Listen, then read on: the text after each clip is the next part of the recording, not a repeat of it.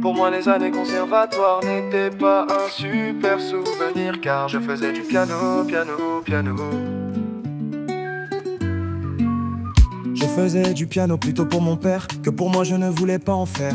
En plus, j'avais un professeur que je n'aimais pas du tout.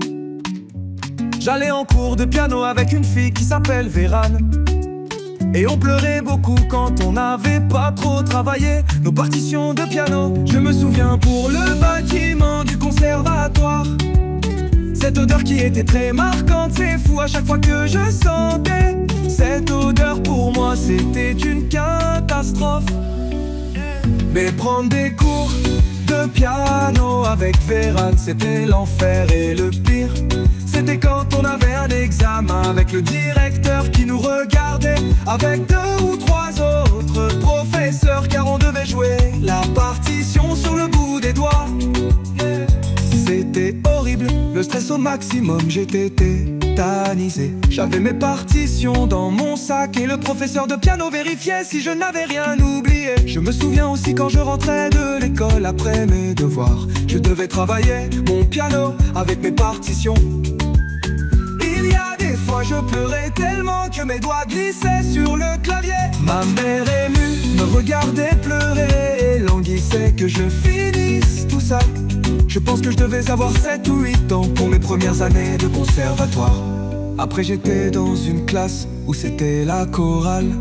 Il y avait à peu près 30 personnes qui chantaient. C'est là que j'avais commencé à apprendre à chanter en canon avec des chants décalés.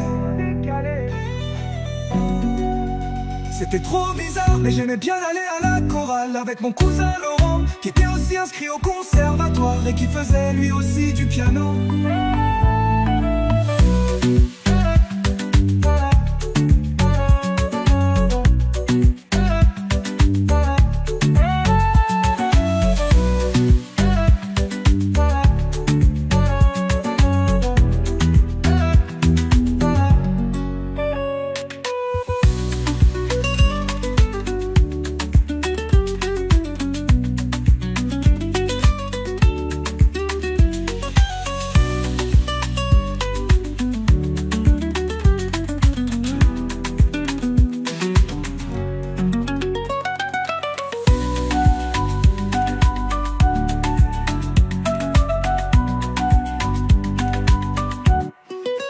Mais prendre des cours de piano avec Vérane, c'était l'enfer. Et le pire, c'était quand on avait un examen avec le directeur qui nous regardait avec 2 ou 3 autres professeurs, car on devait jouer la partition sur le bout des doigts. C'était horrible, le stress au maximum, j'étais tétanisé.